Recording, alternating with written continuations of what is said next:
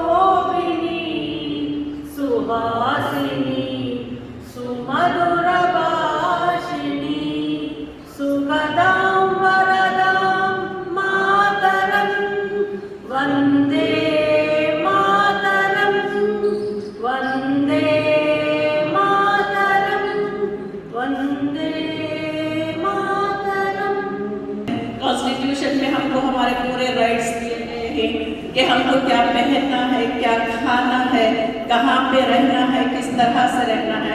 Constitution ने हमें हक दिया है और किसी को कोई हक नहीं है कि हमसे ये हमारी आज़ादी छीन सके। हम लोग बाय चॉइस इंडियन है, not by chance. We are by choice Indians, not by chance. तो हम लोगों को मौका था, हम लोगों ने इंडिया को पसंद किया है, हम लोग इंडिया में रहेंगे और इंडिया में ही रहेंगे।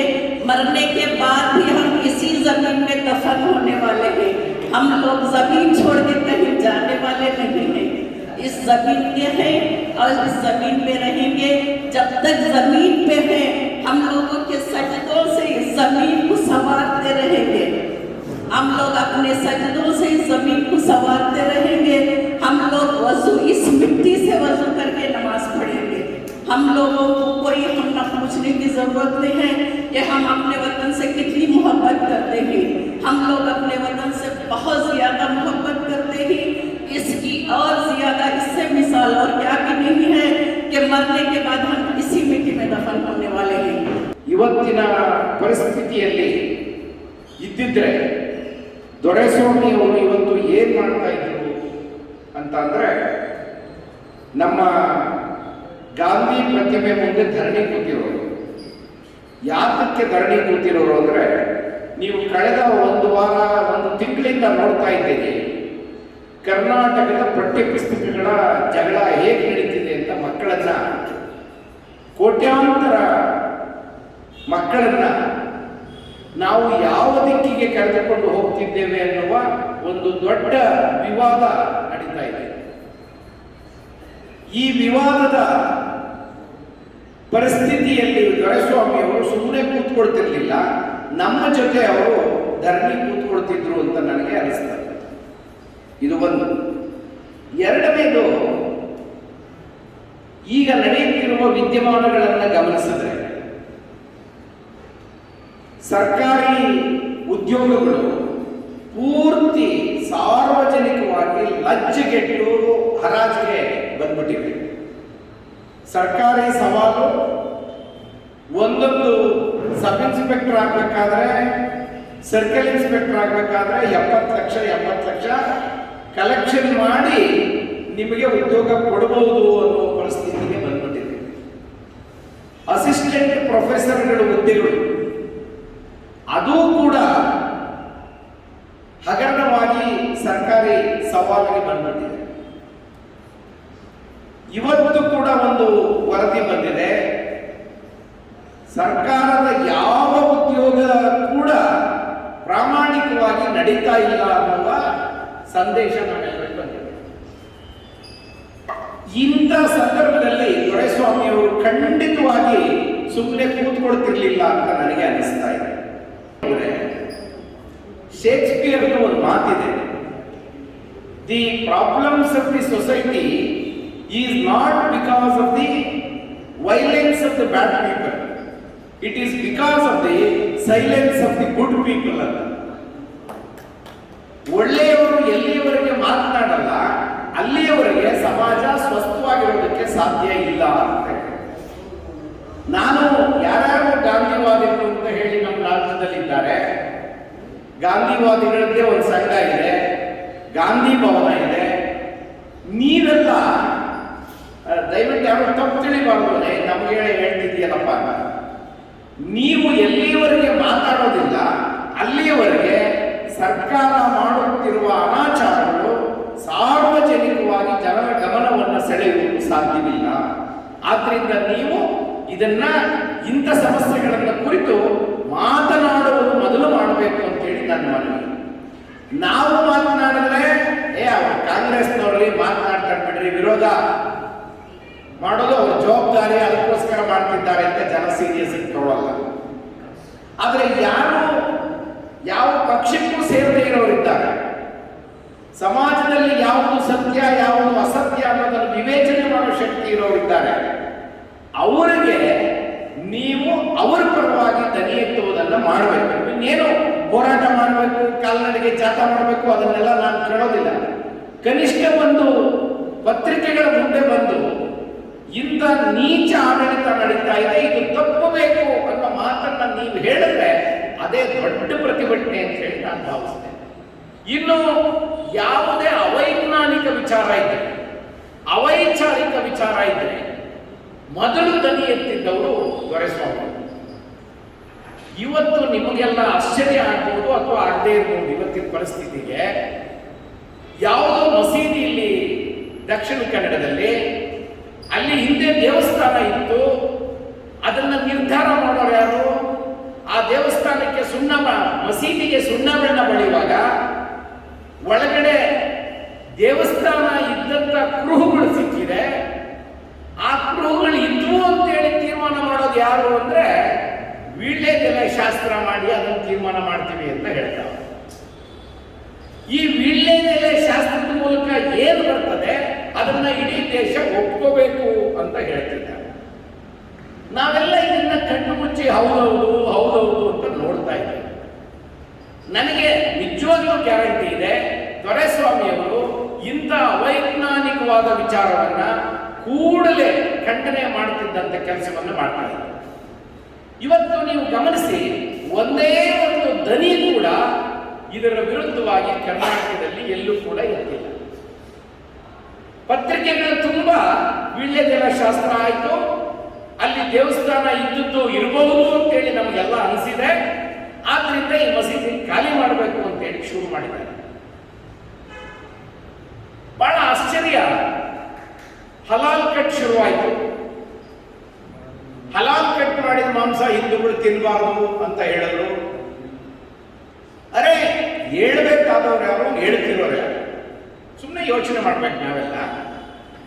ಮಾಂಸ ತಿನ್ನೋರು ಹೌದು, ನಾನು ಹಲಾಲ್ ಕಟ್ ತಿನ್ಬೇಕಾ, ಜಟ್ಕಾ ಕಟ್ ತಿನ್ಬೇಕಾ, ಮಟಕ ಕಟ್ ತಿನ್ಬೇಕಾ ನನಗೆ ಬಿಟ್ಟಿದ್ದದ್ದು. ಬಹಳ ಆಶ್ಚರ್ಯ ಅಂದ್ರೆ, ಯಾರು ಮಾಂಸ ತಿನ್ನಲ್ಲ ಆ ಸ್ವಾಮಿಗಳು ಮಾತಾಡ್ತಾವ್ರ, ನೀವು ಹಲಾಲ್ ಕಟ್ ತಿನ್ಬಾರ್ದು ಅಂತ.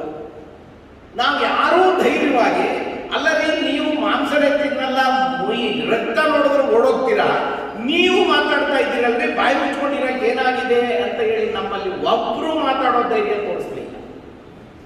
ಬಟ್ ನನಗೆ ಗ್ಯಾರಂಟಿ ಇದೆ, ಈಗಲೂ ದೊರೆಸ್ವಾಮಿಯವರು ಧೈರ್ಯವಾಗಿ ಯಾರ ವಿರುದ್ಧ ಬೇಕಾದರೂ ಸತ್ಯವನ್ನ ನುಡಿಯೋದಕ್ಕೆ ಅವರು ಧೈರ್ಯವನ್ನು ತೋರಿಸ್ಬೇಕು.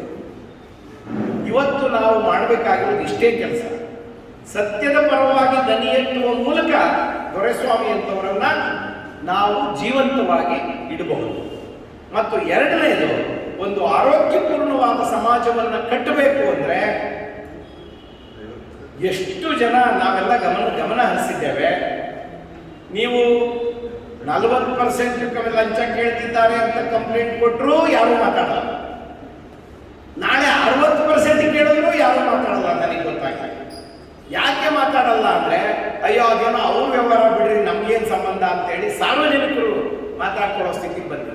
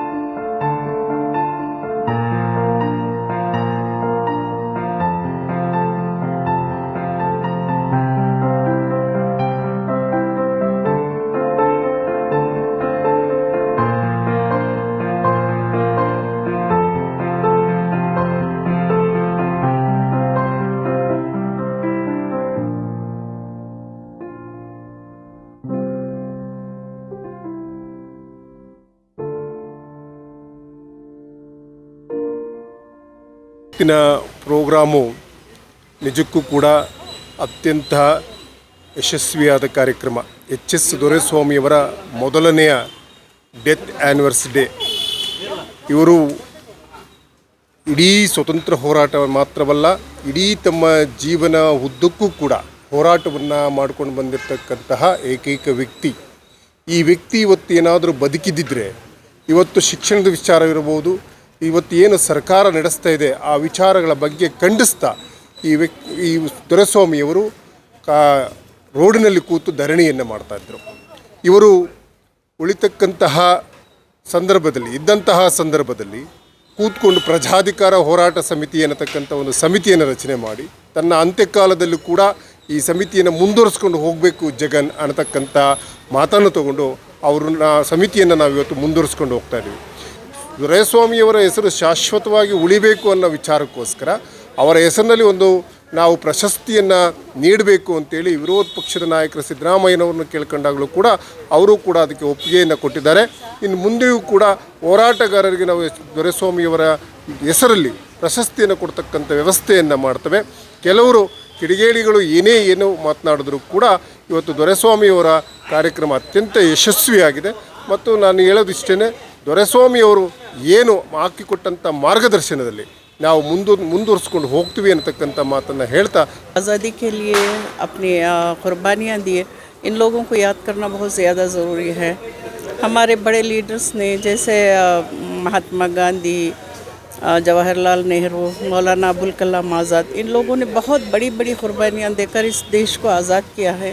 इस देश के आज़ादी को संभालना, बचाना और कॉन्स्टिट्यूशन को हमें आगे लेकर चलना, ये हमारा मकसद होना चाहिए और इसके लिए हम लोगों को स्ट्रगल करना चाहिए। पहले तो अंग्रेज़ चले गए, अब काले अंग्रेज़ हमारे ऊपर मुसल्लत कर दिए गए हैं। अब इन लोगों से हम लोगों को कितना, जहाँ तक हो सकता है हम अपने कॉन्स्टिट्यूशन को बचाने के लिए कोशिश करेंगे और आइंदा करते भी रहेंगे। दौरेस्वामी दादा ये हमारे कर्नाटक के सीनियर स्वतंत्र सेनानी थे। इन्होंने बहुत से युवाओं को मोटिवेट किए हैं। इतना ही नहीं, सारे भारत में और जो विनोबा जी ने बुदान आंदोलन किए थे उसी में दादा ने भाग लेके कर्नाटक में जो बुदान में थे उसमें भी उनका बहुत महत्व पात्र था। इतना ही नहीं, जो जयप्रकाश नारायण की आंदोलन थी उसमें भी भाग लेके उन्होंने जेल में जाके लिए। लेकिन उनसे सबसे ज़्यादा प्रेरणा होता है कि दौरेस्वामी दादा ने युवाओं को अपना सरलता, सज्जन और जो सोचते हैं वही डायरेक्ट बोल देते हैं। मीन्स सत्य ही जीवन है, जीवन ही सत्य है, ये मान के वो चले हुए थे। उनके जीवन में कभी भी किसी को अहिंसा के मार्ग में जाने का प्रेरणा किए थे। कभी भी उन्होंने हिंसा के मार्ग नहीं लिया, क्योंकि अपने पूरी जीवन विनोबा और गांधी के मार्ग में चले हुए एक महान स्वतंत्र सेनानी कहने के लिए मुझे बहुत गर्व हो रहा है कि हम भी यही कहते हैं कि अगर दादा रहते थे वो भी गांधी के मार्ग में ही सत्य और अहिंसा के मार्ग में उसका सामना करते।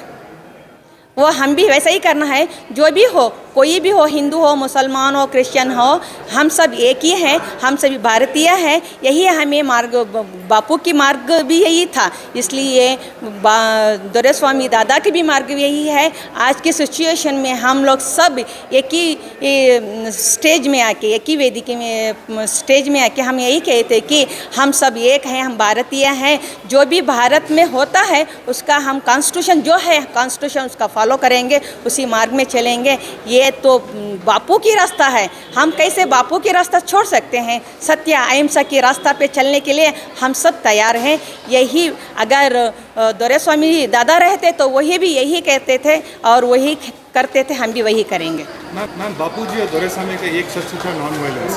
अभी जो हम कर्नाटक में देख रहे हैं हमेशा वायलेंस ही चल रहा है। हाउ डू वी, कैसे? क्योंकि हम लोगों को भड़क रहे हैं। भड़कने का मतलब ये है कि पूरी समाज जल जाएगा। हम लोगों को जलना नहीं है। अहिंसा के मार्ग में एकता बढ़ाना चाहिए हम लोगों को, क्योंकि हम लोगों को वो चिंता, हम ऐसा सोच नहीं रहे ना।